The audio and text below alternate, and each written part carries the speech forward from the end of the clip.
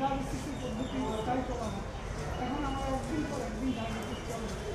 দিনাজপুরে আমার বাবার বাড়ি ভিটামাটি বিক্রি করে আমি সেই কাজ ওই টাকা পয়সা দিয়ে আমি একটু চালিয়েছি।